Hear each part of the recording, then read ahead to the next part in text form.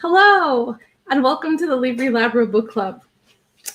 This month, February, we decided to read Unwind by Neal Shusterman, and we are going to be talking about it today. Really quick, before we get into the discussion, I want to say that if you ever want to join us on camera as part of our discussions, you can find out more information about that by visiting patreon.com/Libri Labra. There are a few different tiers. One of them, which is being a book club VIP member, like Tom Brennan here, and you get to join us on camera. You get to be part of our Facebook book club VIP chat. You get a custom bookmark. There are a few other tiers just in case you're interested. So once again, Libri Labra, patreon.com/Libri Labra. Now, I also want to let you guys know what we're reading in March. And that was a book that was nominated by Tom, and it is Ireland by Frank Delaney. Tom, do you want to take a quick second to let people know what it's about? It's about tradition and storytelling in Ireland and Irish history. Okay. Real quick. So I'm up for it. So that's what we'll be reading for March. Okay, so jumping into Unwind, that was nominated by John this month. We've read a couple of Neal Shusterman books. So far in the this book is one of the reasons why I did request this go up in the polls, is that I'm becoming a fan of Shusterman pretty quickly. I read the entire, I don't know what's called now. the Scythe. That's it. The Scythe series. And really enjoyed that. And this seems to follow along some of the same story patterns, and I really, really enjoy it. Unwind is really about, the idea that if instead of abortions, you let the child grow, and between the ages of 13 and whenever they're 18. Before they turn 18, they are what they call unwound, is that they're kept alive, but all of their organs and everything is donated to other people and grafted, I guess is the right word to use. It's very strange. I like the idea of what he used it for story-wise. So before we jump into spoilers, let's just give our initial thoughts, and I'll let Tom start.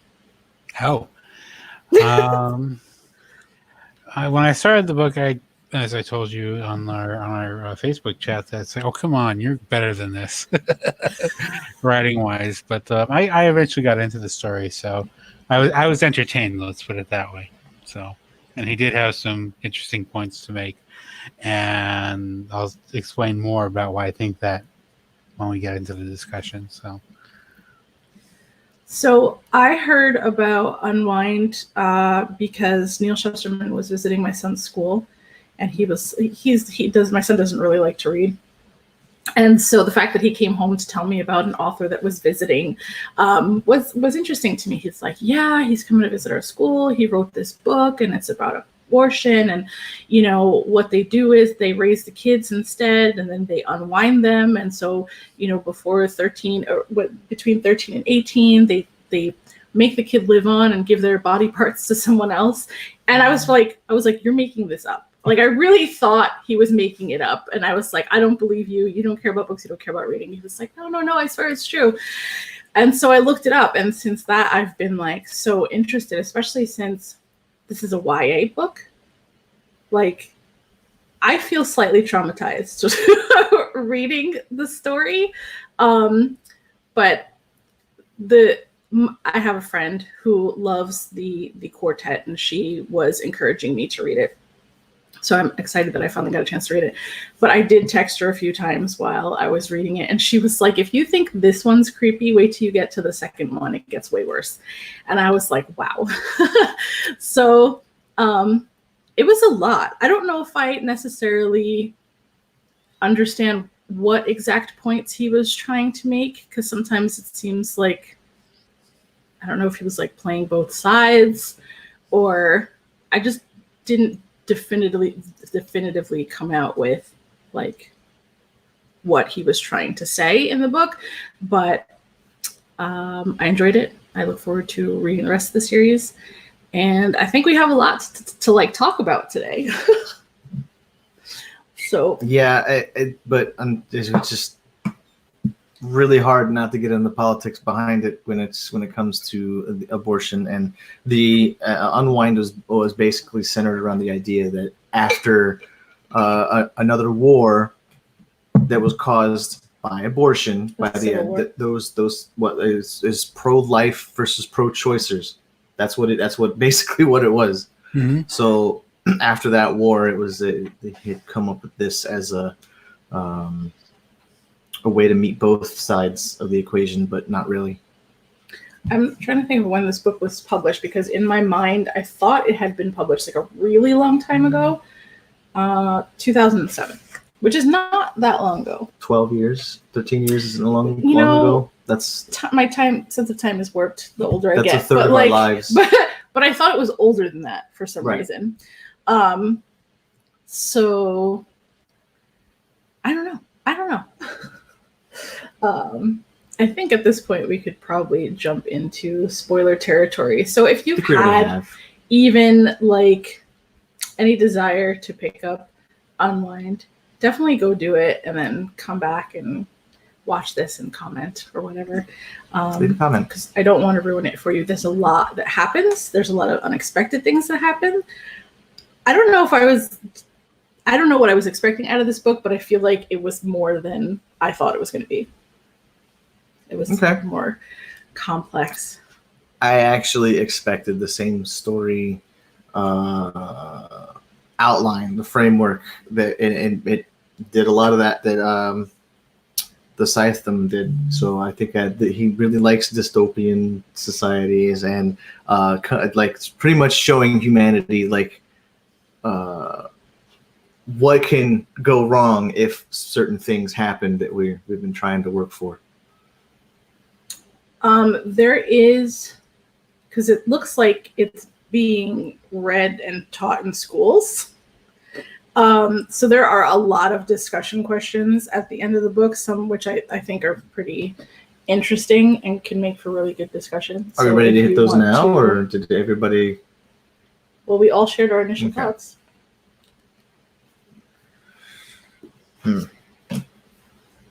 It's quite a few. So how would you feel if you discovered you were going to be unwound? What would you do if you didn't want to go along with it but couldn't run away like Connor and the others in the novel? What other options might you have?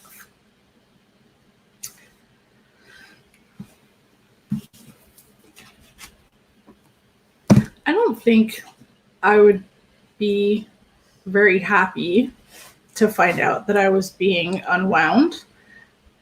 But, with the three characters, you have Connor, Risa, and Lev, and they were all being unwound for different reasons.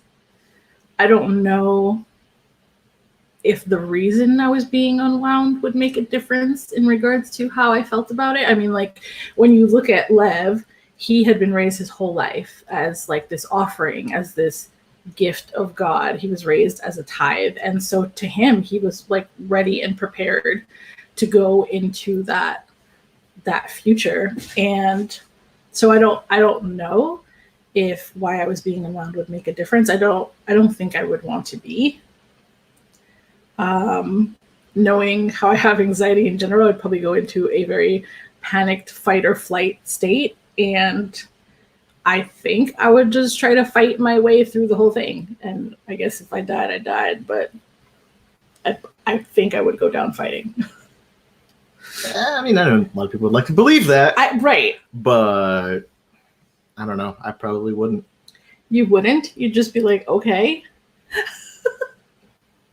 I mean, I don't know. I don't know. Right. It's just that, like, all the things that I've done in my life, I've just rolled with the punches. So I've never really thought about going against a system like that. So it would probably be something triggered, and then I would end up going down a path like this, like Connor, just not knowing what to do, just fumbling my way through it half the time. Mm-hmm.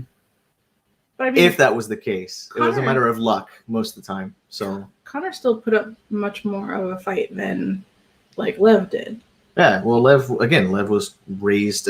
Connor screwed up his whole idea of it to begin with. So, but then you also have to deal with the idea that if other people are using your parts to get along better in their life, I think that would be probably the martyr in me to say, well, I mean, if everything's going to good use, then whatever. You're a people pleaser, so I get Yeah.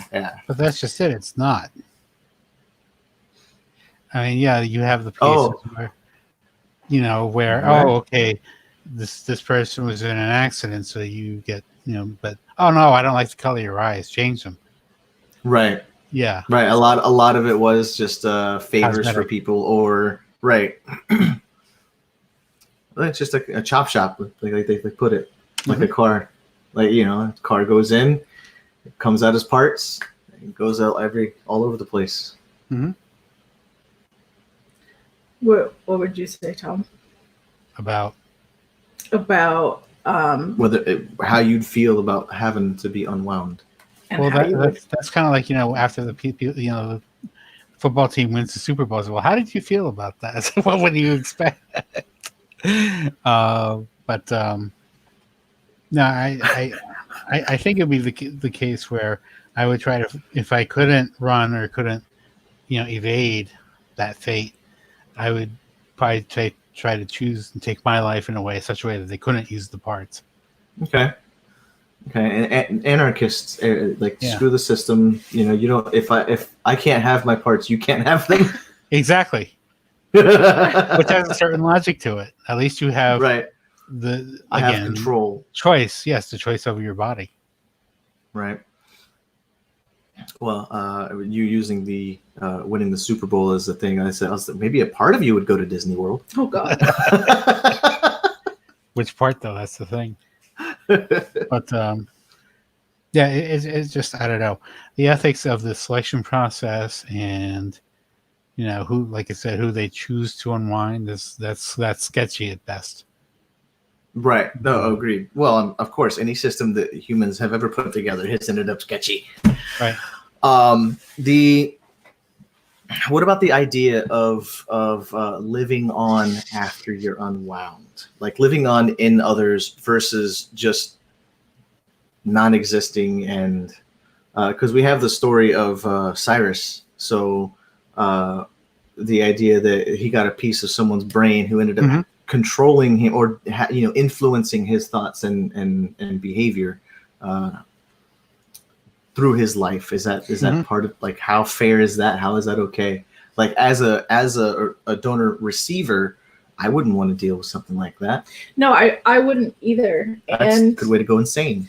And there have been so many movies about things like that, like people getting a new face, or some kind of transplant and not feeling the same anymore. Yeah, just feeling different, having different urges, different memories, and stuff like that. So that's both fascinating and horrifying. I think that would drive me a little bit crazy. So, but at the end of the day, if I needed a heart transplant, or if I needed a liver to survive, and one was being offered to me, or one was made available to me, I think I would take it. I mean, I wouldn't. So you wouldn't be like the Admiral? Because the Admiral was like, no, don't do it. Are we talking about like? But they were like, I have a bucket full of hearts here. You can have one. And he's like, no. I mean, he stood against like everything that unwinding was. I just meant like in general. I meant like in our current society, that yes, I would take the transplant. Obviously the Admiral wanted to fight against the system. Right. He regretted what he did to his son, and he didn't want any part of it. So quite literally. What? He wanted no part. So, yeah, but the idea of having someone else's memories or feelings or consciousness that sounds so invasive. And so weird. I mean, like in a situation with sci-fi where he was acting on the impulses. It's not me. It's not me. Yeah. Dude, At first I was like, oh my. Mhm. So that's pretty intense. Like, you know, because there was a part of him that was doing it anyway, regardless of how he felt or what he thought. Or And the thing of it was, his dad, Cyrus's dads were thinking they were doing the good thing by giving him this big chunk of brain rather than bits of brain. And I think that's what led to his undoing in that sense, because now he has this alternate ego that he has to deal with now. So, continuing on the path of Cyrus, I was very uncomfortable with the whole situation in Joplin. Goblin, yeah. Yeah, with what was his name, Tyler, Yeah. basically begging not to be unwound after he had already been unwound. Yeah. So that was heartbreaking, and I mean, I guess if it helped put him at peace, but that's just, I don't know. I don't know, my words are not coming out for that right now. It was very uncomfortable. And, Lev was just like, just say it. Just say you're not going to unwind him. And did that cure sci-fi? I don't know. I mean, probably helped some of his subconscious anxieties. Right. Subconscious. What? He said right. Oh yeah. So it probably maybe it was like the ghost of Tyler was finally relieved. Yeah. Until it comes up again. Yeah. No, it's serious. The part that I thought was really, really sucky was closer to the beginning, where some little kid was like, "Oh, they storked us again," or something like that. Yeah. And they ended up taking the baby, and Connor just explains how they had passed around this baby for like 2 weeks until it was sick and ended up dying. And just, I don't know. I mean, it kind of feels like what happens today with the fact that, a lot of people are against abortion and they don't want abortion to happen, but yet they're not really willing to provide resources to help after the baby is born. And that's really unfortunate. Like, why bring a baby into the world that's not going to be loved, that's going to be passed around, and has a chance of living a terrible life, not being loved, becoming a criminal, dying, like all these other things that I feel like are much worse fates. Right. Absolutely. No, it's because it's to push a different agenda. It has nothing to do with the babies themselves. Well, clearly. Oh, that's the infuriating part. It's just like humanity. Jesus.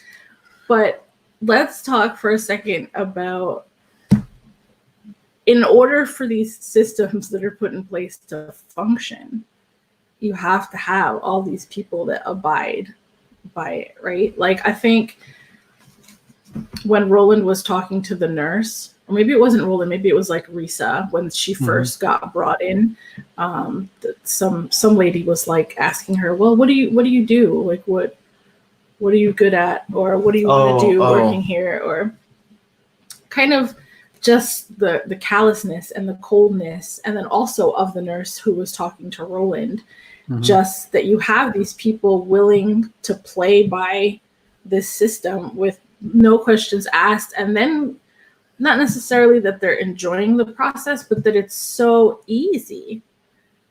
Like, you just took a kid apart piece by piece, and you're sitting there talking to him and having a conversation with him, and like, what? Well, they believe that he's living on in other people.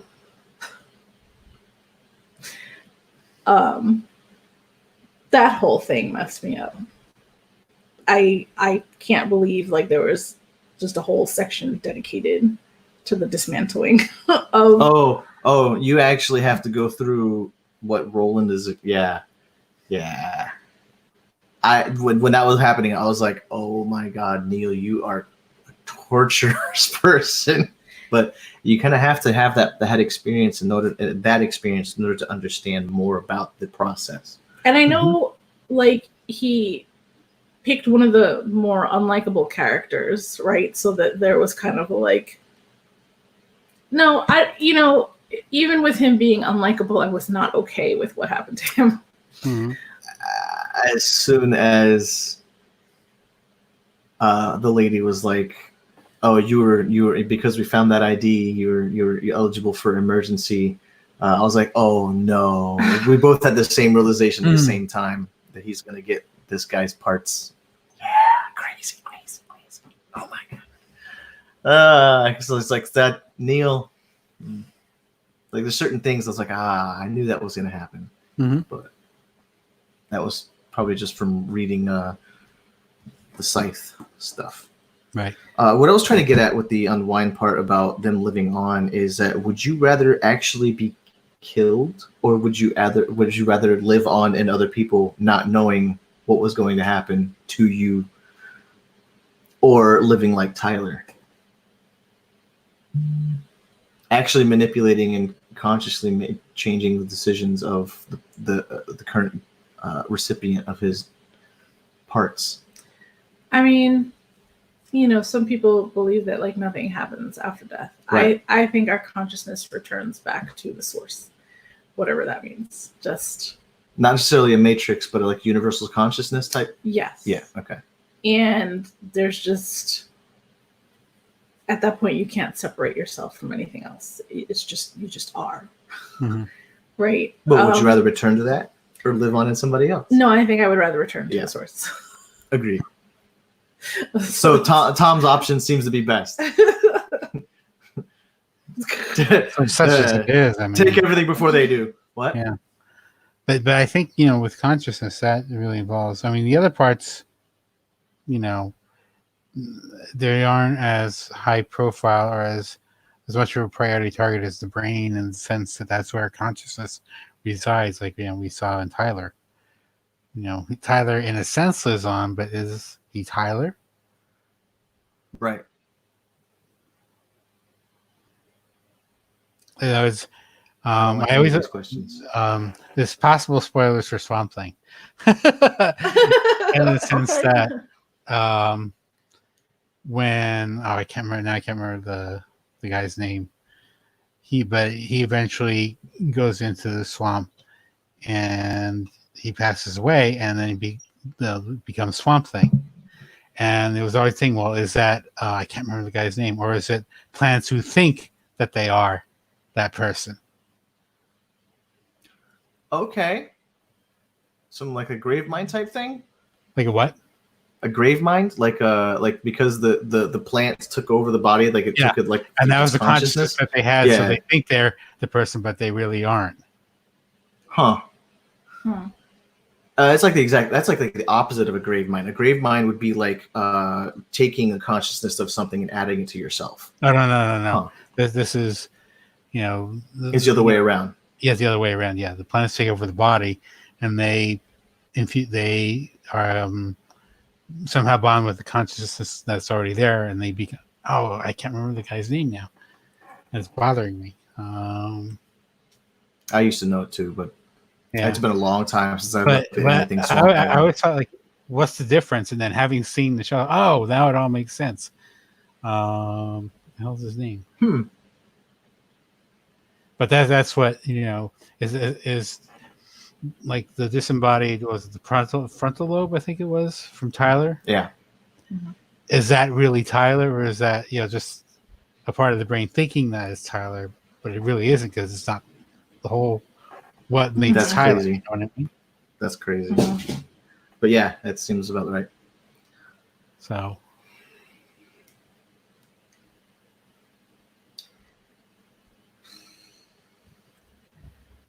I'm looking for this guy's name, so please continue while I do that.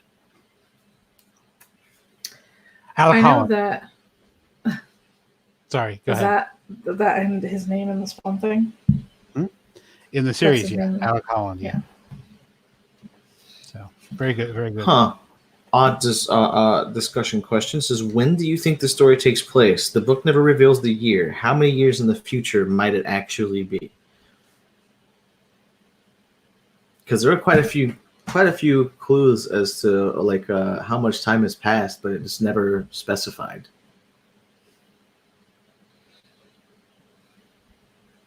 Yeah, but the only real technology that they mention is the unwinding process. So Right. it's inconclusive, I would say. Oh, so someone had won the Nobel Prize for coming up with that grafting technique to in order to preserve 100% or 99.4% of the person's usefulness, I guess. Mm-hmm. There was a part in the book where it mentions that the idea of unwinding was presented as a joke. It was meant to be so outrageous that the hope was both sides would shoot it down and reconsider both of their points. Right. Well, and nuclear weapons, same idea. Oh, they'll never. Oh, yeah. And, something happened in the news not that long ago that was almost exactly that thing, where someone had proposed, and I forget the name of the leader that the United States just killed. But someone had proposed killing him as like a solution to the issue. Right. And not that it was meant to be a joke, but it was supposed to be so outlandish. Right. That it would make the president reconsider, and he didn't.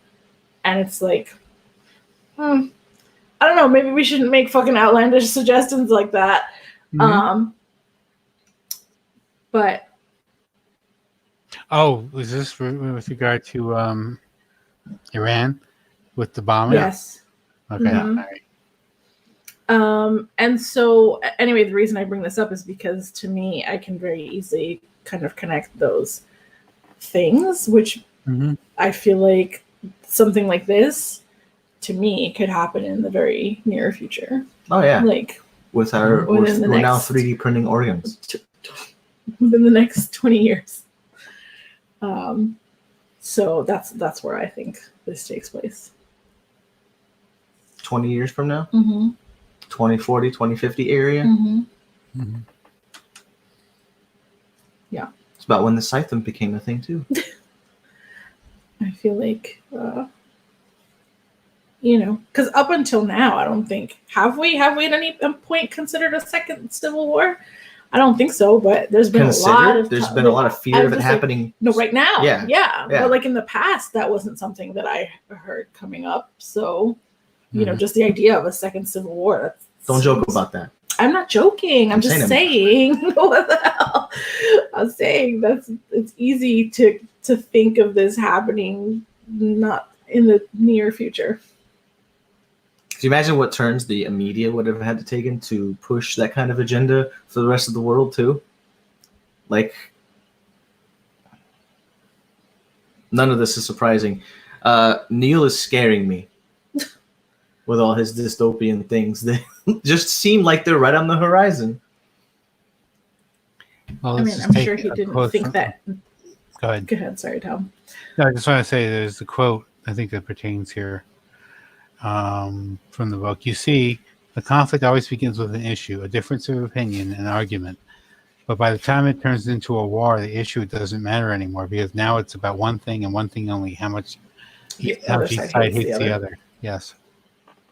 Yeah, I highlighted that as well. Insane. And that's unfortunate.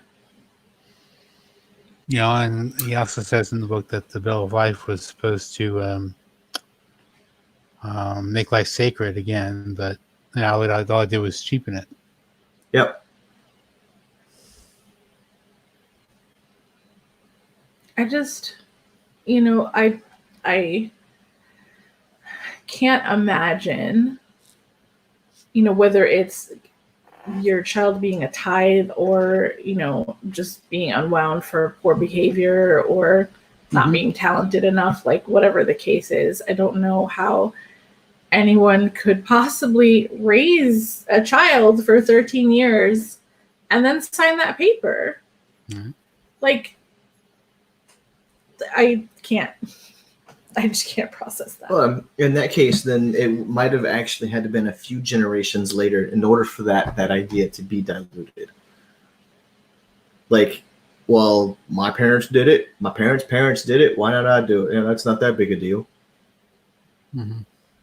I don't know why I gave him a southern accent. I just I just can't stand the fact that, so many people are just willing to be an ant and just following along and just doing the thing. I don't want to be an ant. Yeah, I get it. Yeah, but that's a great term. That is the purpose of society, isn't it? Is to replicate itself.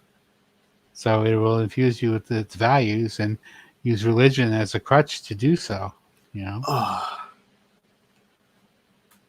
Which is what happened to Lev. It's like, we have this thing that we want you to do. We're going to bring you up from birth to thing. Oh, yeah, you're the chosen one. And it's like, wait, can't you choose somebody else? Yeah, and that's her, you're still alive. It's like, well, how about you get unwound, you come back and you tell me how that worked for you. I mean, with the mention of religion, I think it's worth talking about Pastor Dan, right? Pastor Dan was there to kind of raise him to be this tithe, and I think, like I'm saying, how do you raise a kid for 13 years and then be okay with it? So obviously Pastor Dan was like, wait a minute, right? This is not cool. I'm not comfortable with this. This is a living, breathing human being. It has its own thoughts. It has its and so Pastor Dan was willing to question his own beliefs. Yeah, and how often does that actually happen? Not enough. Right, exactly. Not enough. It's like so many people, like you said, are willing to be the ant, but I think it's more or less just being brainwashed into certain ideas. It's apparently that easy for I feel like humans to be manipulated. Like, that's what I was talking about the media before, is that it would have to take the media so much work in order to make something like this happen. I'm trying to find a PC way to say what I want to say. I feel like almost the foundation of religion is like brainwashing, right? Because the foundation is believe without seeing, believe without questioning, right? And that's terrifying. It is. I mean, have faith, have hope, love your neighbor, do all these other things. Like, maybe if take you the didn't good need pieces. Faith, you wouldn't need religion. That's what it's based on. Because if you knew, you wouldn't need it because you know. But that's what faith is.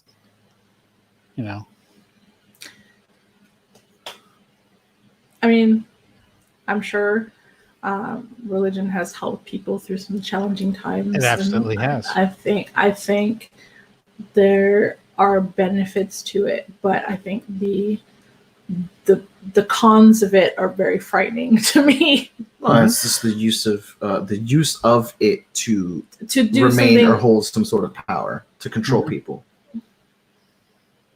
No, yeah, because they want you to toe the party line, essentially. Right. We believe this, and we believe you should believe this too. So right. But I think in Pastor Dan's case, it almost seems to me like he didn't know how he really felt until Lev had a chance to escape, and then he, that's what, flipped the switch and said, "Hey, this isn't right." So, when you have a certain segment of your population that has to go underground to avoid something or other, that's telling you you're doing something wrong, I think. I mean, I think it's also hopeful to see. Actually, there was a quote in here that I thought was, and it was the lady with the cane that said it. Because Connor was like, "You're doing a good thing here." And she didn't want to take credit for it. Yeah, she said she did some awful things in her life as well. Yeah. I had highlighted it, but I don't remember where that fell. It's probably far away. Okay, so she says, one thing you learn when you've lived as long as I have, people aren't all good and people aren't all bad. We move in and out of darkness and light all of our lives. Right now, I'm pleased to be in the light. And I almost feel like just that right there is the whole point of the book. Okay.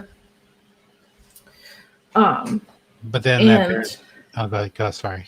I'm just saying that I just feel like that's life. I think sometimes we want to tell ourselves that good and bad is a really easy decision to make, and sometimes it is, but sometimes it's not. And as long as we try to judge people when they're in the dark for whatever reason, sometimes it's not even their fault that they're in the dark. They're making decisions from the dark. I don't know. More empathy, more compassion is what we need. Agreed. It's true. And well, I was going to say, well, then if you are in the dark, you likely have reasons for being in the dark. And, but, society as a whole, especially cancel culture, does not recognize those, whatever they may be. So it's kind of like their gatekeeping. It's like, or even our legal system, it's like, is it punitive or is it supposed to be reformative? It sounds like it's reformer now. Right. You did wrong, so therefore we will punish you without hope of, being reformed. But at what time do you leave the past behind? And because like we learned in Beloved, lay your sword and shield down and continue with your life. And I feel like there was a time in my life where it was like, if you do the wrong thing, then you've done the wrong thing. Like, that's it. Then you are punished for doing the wrong thing. And you really have to step outside of yourself to consider why people do wrong things, like why people make the decisions they make. And if you don't ever do that, if you're like, well, I would never, like there are times where we're doing pretty well financially, and I'm like, the stuff we spend money on, I don't know. I don't steal things, but if I had nothing and I had nothing to eat, I'm gonna start reconsidering. Or if you had a child that was starving. Right? Yeah. I don't think most people, because often when people say, "Oh, you should haven't been in that situation." right. So again, empathy and whatnot. Ready for another? Sure.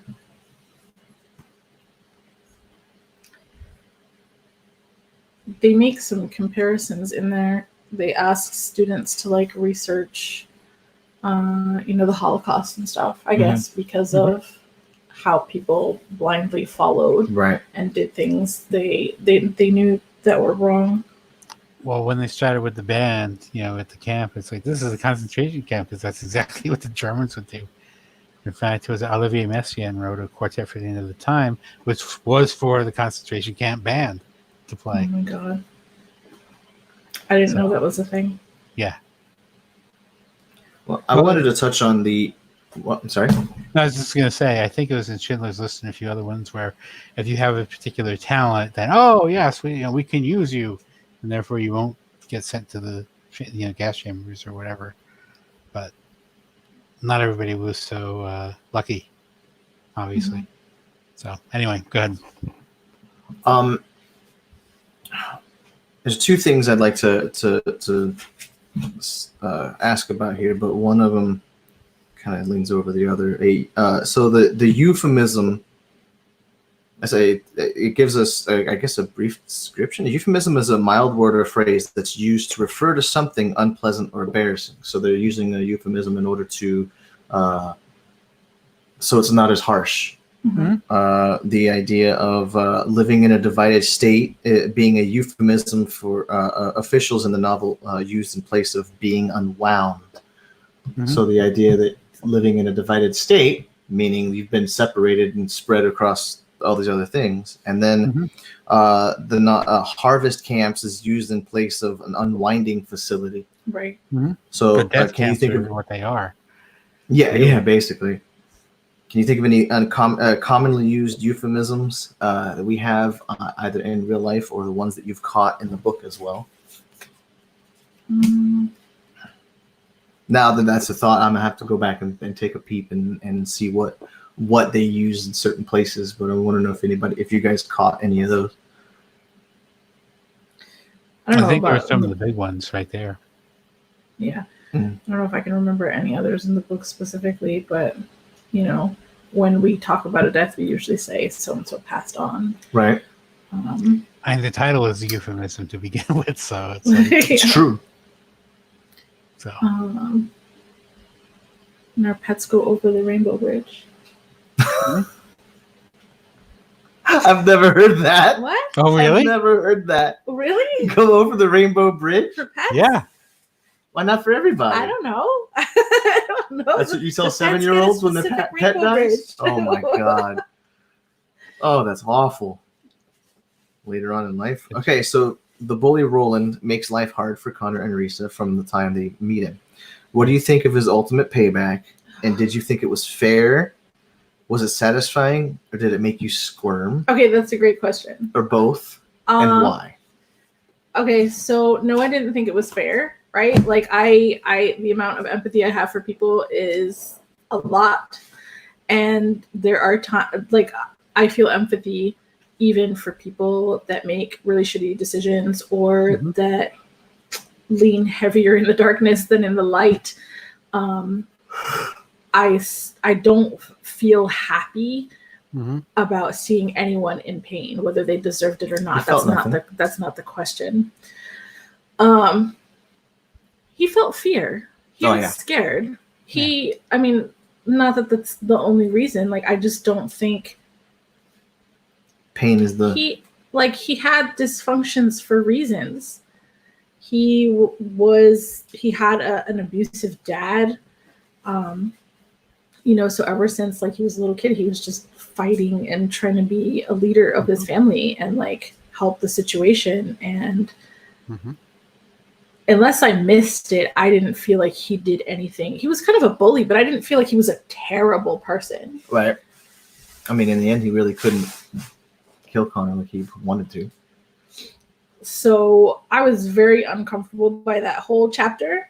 And there was one point where I just like looked at John and I was like, I can't sit through them all being unwound like this because that's not. Wow, that just the one was enough just to see. Yeah, right. Yeah. If there had been another one, I would have thrown the book against the wall because I was just like, no. Well, it would have been repetitive, and there's really no point to that because we already know what goes on. But in Roland's case, like did the again, it's being punitive. And does the punishment fit the crime? No, it absolutely does not. You're inconvenient. You're out of here, permanently. But I'm curious to know, because again, they're teaching this in schools and having teenagers discuss this. I'm curious to know how many people felt justified with what happened to him. Because I do feel it was very intentional that it was him. It was like, and I think that was to balance the awfulness because you're definitely going to have readers and be like, that's what you get. And then who are those people in our society? But do they even stop to think about, right. That I'm saying the government right now, actually. Yeah. They are. So So what about the idea that while Roland was being unwound, you actually heard them, oh, did you get the auditory nerve yet? Oh, no, not yet. Wait, let me get click. So they could have done that first, and he wouldn't have heard all of them talking about what's going on. What? Well, they were like, oh, it's the law that you have to be awake and alert for the whole thing. I don't remember like why that was a thing. Because you continue to live during it. Yeah. It's the idea that you continue to live. Well, yeah. And who pushes that agenda? Here it is. This is where I accidentally marked up my book. Disgusting. This is it then. You're putting me under. Not at all, she says. By law, we're required to keep you conscious throughout the entire procedure. Right. This is where me and you just like stared at each other. The nurse takes his hand. You have a right to know everything that's happening to you every step of the way. No. Put me to sleep. Just like, get on with it. What the hell? If I'm done, I'm done. Like, I don't want to be alive. And then, so it sounded like they were just pulling his body apart from the bottom up. Yep. Like one organ at a time. How was he still conscious after they took his heart? Because I think he was still talking after that. They were like, you're going to feel some pressure here. Well, that's the magic of, the process, I guess, is, we found you a way to keep you alive all the way up till we, dismember your brain. Right. Part of it. And, I was listening and reading along, and I don't know why this like impacts me, but in the audiobook, when he's silent, he's just silent. But in the writing, you see the ... Yes. ... And that I don't know why, but that like the ... really impacted me because it was after like his speech was dwindling, like word by word. Because timing and delivery is important when conveying emotion. Spoiler alert. Wait about 10 seconds, starting from now. Have you read Flowers for Algernon? I have not. Okay, that's all I'll say. I've wanted to, but I can't. Yeah, continue. Is that pretty short? Because I've wanted to read that. Yeah, without giving anything away, hopefully, but that's what that scene reminded me of. Do I want to be reminded of that? Ooh, but did you read that? No. Oh, okay. I'm saying I would be curious to read what he just brought up because now I'm like, what is this?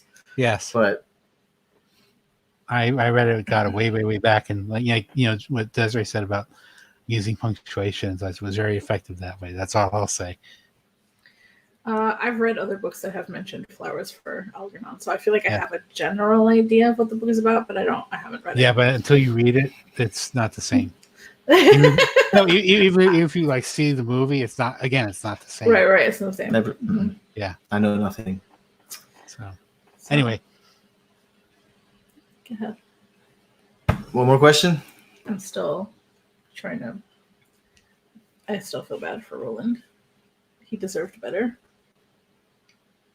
They all deserve better. I mean, while John's looking, I noticed that he found a way to get all three characters out of the system.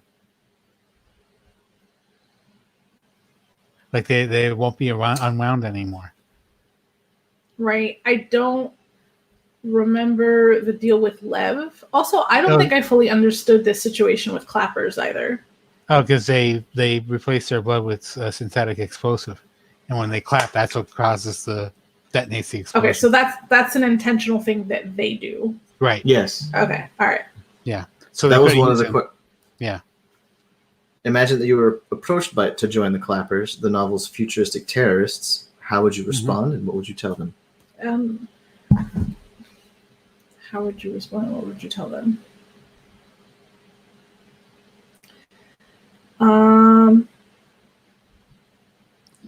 mean, I feel like part of that whole process was them manipulating Lev, right? So, like, what do you say when you're being manipulated? I don't think I would want to be involved.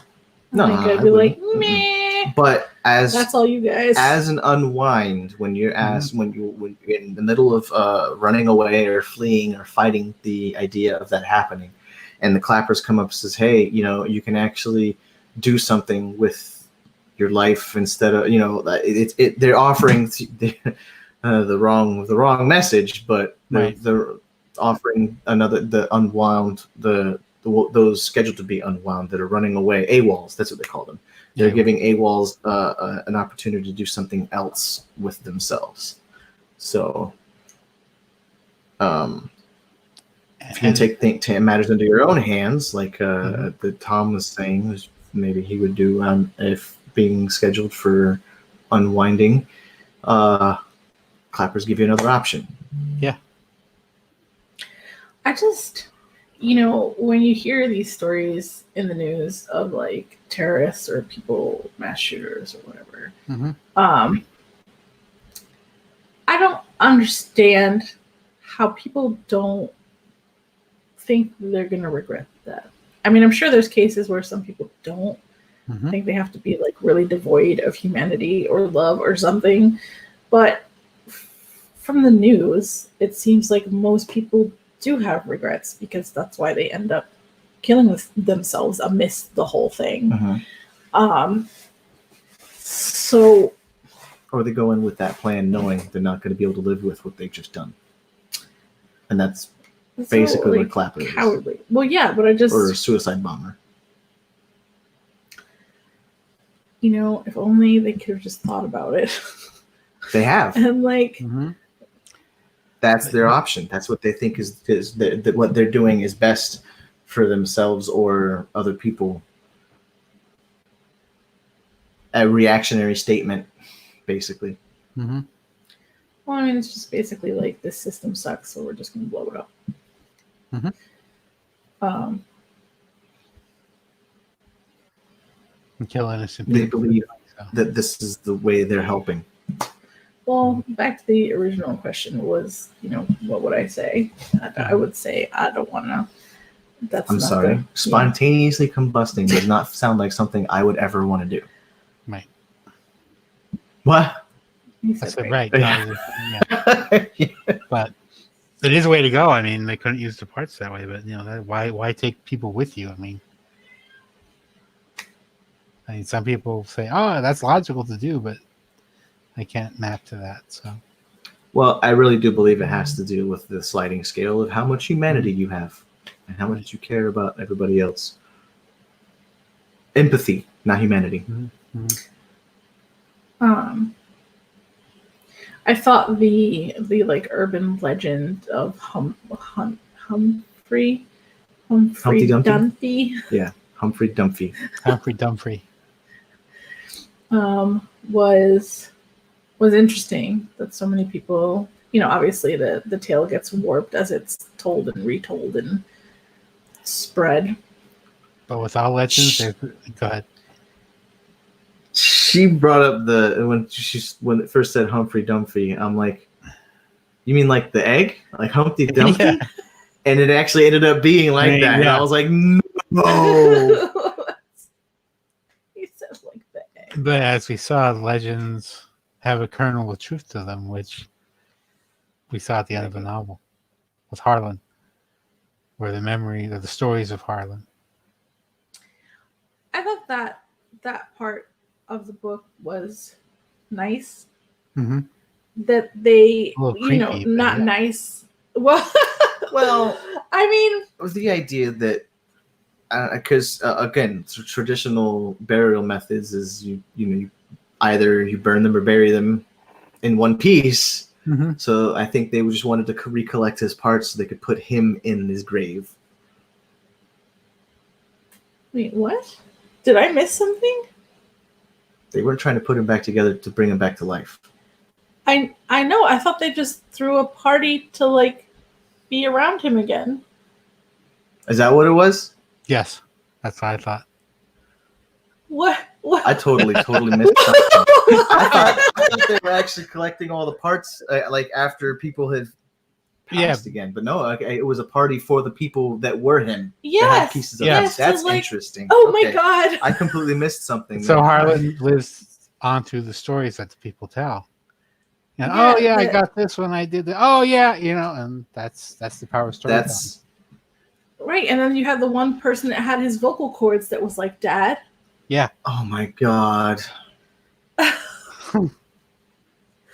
But anyway, so what I was gonna say was, here you have a situation where the parents decided to have their child unwound, and they completely regretted it, and they're now living the rest of their lives trying to make up for that mistake.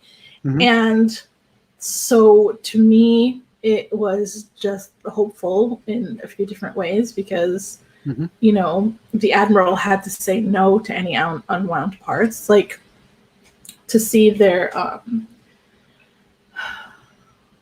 integrity and their values like after the fact. Right. And I thought them being able to have that with the party with all those different pieces of their son was kind of like, I don't know what the word I'm looking for is, but it was able to give them some peace after everything. And they had tried really hard to just do what they could to make it right after what happened. And they still had him around. Sort of. So. Okay. But I know, like, when they did introduce the Admiral, I was like, they're using all the kids as slaves? Nah, that was just something that they wanted to push that character. He wanted to be a little bit more of a surprise to what he's actually a part of. They made him out to be an evil dude right off the bat, and it really wasn't. I thought it was funny that he threw his dentures at Connor. I actually saw, I was like, he's gonna pull him out. He's an old man. He's been here long enough. He doesn't. Yeah, I know what's going on here. All right, the rest of these, some of these say the activities to do, and we're already doing one of those.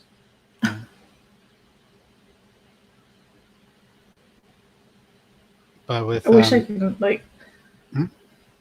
I was just gonna say, I wish I could talk my teenager into reading this because I'd love to hear his thoughts.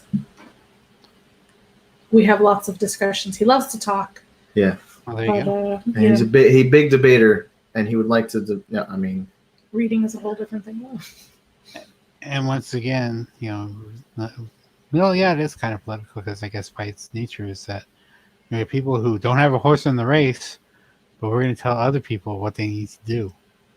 Right. I don't get that. I really don't. Like, oh, we're too old to be on one, but guess what? But right.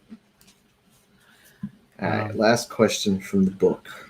And then they're like, you can stork the baby, but we don't want it. That whole storking thing is ridiculous.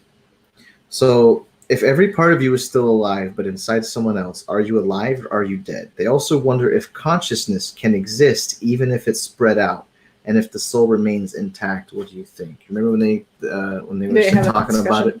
Yeah, and it was like they actually gave you a visual description of like a spider web being stretched out over around the globe to where all your parts are at. Do you think that's actually a thing, or would your consciousness still be alive in all of those people, or just would it be spread out and too thin for it to even exist? I feel like it would be too thin to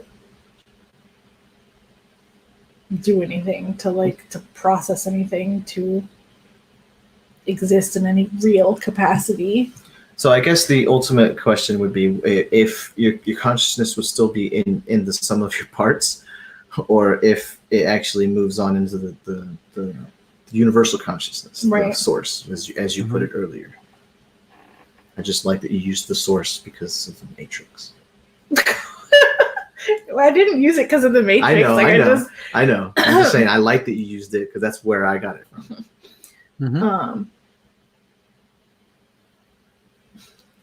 I mean, I know what I would hope for. I would hope that it returns to the source. Yeah. And the physical can just be the physical. I guess we did kind of talk about this because of Tyler.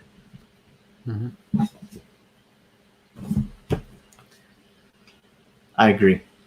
I would want. I apparently I existed and experienced all I have to experience. Let's go back. Put me back. I don't know. I don't even know how you end a book like this. Like in the book? Like on a cliffhanger. So like I guess we could talk about predictions, right? For the second one. Like what kind of story arcs we're gonna see? Yeah. Like, do you think it's gonna follow a whole new set of characters? Do you think it's gonna continue to follow Connor, Risa, and Lev? There'll be a big part. There will be more added. Connor's gonna deal with dealing with the idea of him having someone else's arm and it moving on its own at some point, I'm guessing. And then Lev is going to confront his parents at some point. And I don't know what's going to happen with Risa. So just to be clear, did Connor get Roland's arm and eye? I'm not sure. I just know that we knew the Because tattoo. of the tiger tattoo, tiger shark tattoo. Yeah, I don't know. Was it mentioned in the book whether or not Roland's eyes were a decent match for? I don't know. Because they said the eye color is a decent match, so yeah. it won't be that big a difference. But I don't remember. But like, I'm just, Kat told me it's gonna get way. How could this possibly get creepier? oh, How could this get worse? did you not see what he did in Scythe? Oh my god. I mean, There's a Goddard in here somewhere. at this point, they're fighting against the system, so the system has to buckle or change, or, so I don't know what kind of laws they're going to put in place, or what kind of amendments, or how they're going to shift what's happening. I'm curious. I'll probably finish it. Well, they talk about, which do you change first, the law or human nature? Right. With the two nurses. Which comes before the other? Can you legislate That is nature? Yeah. too good of a question, to be honest. Well, that's something to think about. Because all of our laws are put in place because of human nature. Nature, exactly. But I feel like a lot of them go against certain things that I would consider human nature. I don't know if I have like a specific example right now, but I feel like there are many laws that are in place in certain places where people kind of have this holier than thou attitude. Meanwhile, behind the scenes, they're still breaking that law. Yeah. They're just getting away with it. Right. So if it's our human nature to do those things, should the law be quite as punitive? Like, if you can't even abide by your own rules, why the fuck are you making it a rule? I don't. Because they see themselves above the law. Yeah. Because they're the one making that law. Yeah. Doesn't apply to me. It applies to you guys over there. Yep. Oh my god. That's. But. We could probably do final thoughts, I would say. Do you want everybody else to go first? We'll leave it for last. Yeah. Okay. So, final thoughts. My final thoughts are, again, that this is like more of a horror story than I was expecting it to be. And I'm still kind of shocked and surprised that it was for younger audiences.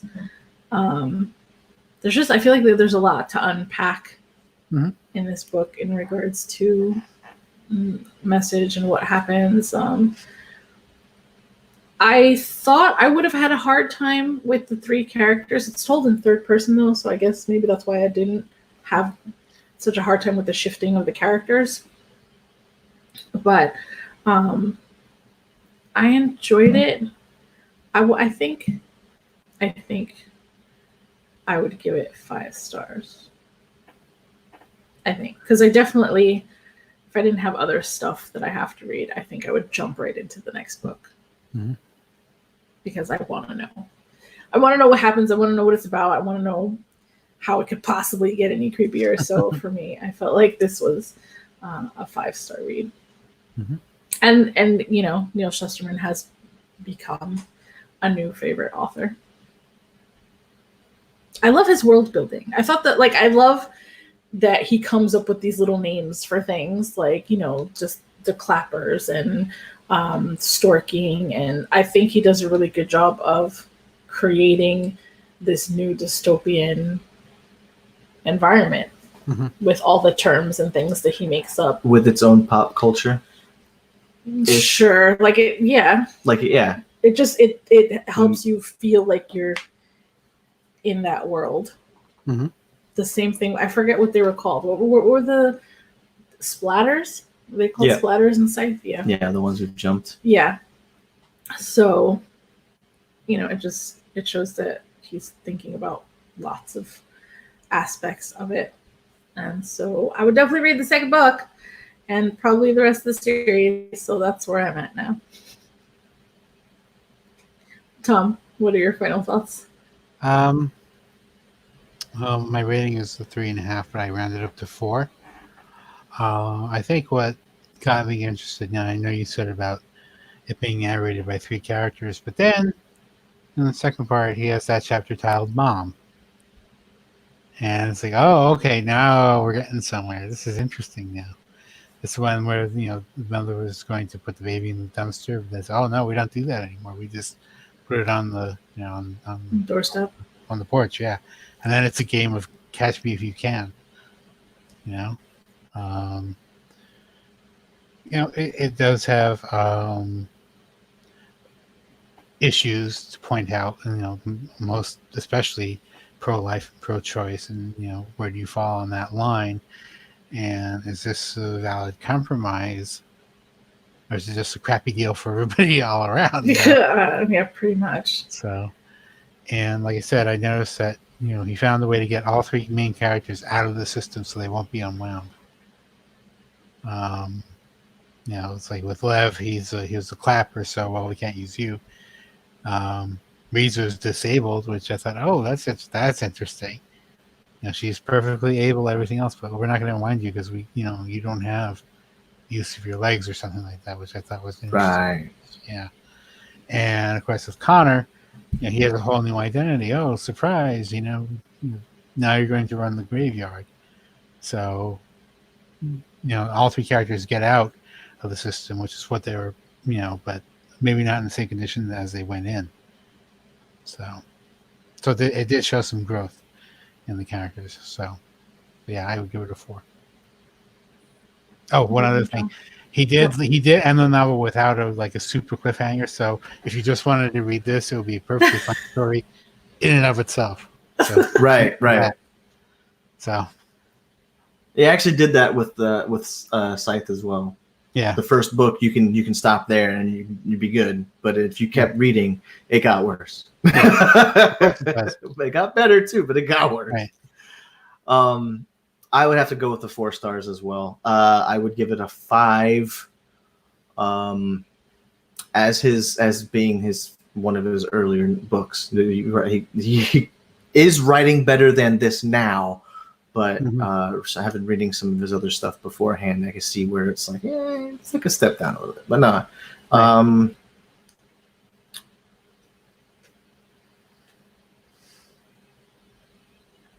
Considering how much I think I'd actually really enjoy the rest of the series, I think I will move it up to 5. Okay. For someone to do so much, and there's a lot in there. Her world, she brought up his world building. He thinks everything through, and he does a lot of tying, and I'm sure that there's a lot of stuff that I've missed that I'll enjoy a second time around.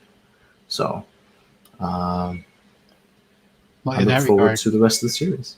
He posits this society that's built on, this conflict between pro-choice and pro-life, but he doesn't really talk much about them either way. Other than say this is what they came out with. This is the way it is. So without saying, oh, that's wrong or that's not or what have you. Having read, what was the other book that was more about his son? Oh, Challenger Deep. Yeah, having read Challenger Deep, I know that this isn't the case, but going from reading Scythe and Unwind, I'm like, these are 2 similar stories. They're like 2, but one deals with abortion, the other one is actually with death. So I'm enjoying how similar the stories are, but yet how different of a world that's created from it. And that's what I'm impressed with. I don't remember who it was, but I did hear someone, like a booktuber, say that, one was just a reskinned version of the other. And I don't... In a sense, it is. But it's... Because Scythe is essentially unwinding for adults without the parting. Happening to apart. Yeah. But I still think it was... I guess you can see the somewhat underlying formula in there, but I still think they were distinct enough to appreciate and enjoy absolutely separately. Absolutely. So I'm curious about, a lot of his other titles. That's where I want to go next. It's like after I finish this series, I want to see if yet a third version is going to be a reskinned. But I doubt it. I doubt it. I think just working on Unwind in this series, I'm sure he came up with the idea for Scythe and was like, well, I can do that too. So he's written a lot of books, like way more than, because prior to BookTube, I had not heard of him. And then I was like, well, what did he write? And it's just like, I don't know, 48 some odd books I think he's written. It's a lot. It's definitely a lot. But all right, so those are our final thoughts. I just want to remind everybody again that for March, we are reading Ireland by Frank Delaney. Did I get that right? Yep. Yes. Okay. And so hopefully, if you're interested, you'll pick up the book and join us for the discussion next month. If you've made it this far, congrats and thank you. And be sure to check out the Libri Labra Patreon at patreon.com/Libri Labra. All right. Well, thanks for joining us and see you next time. Bye. Bye.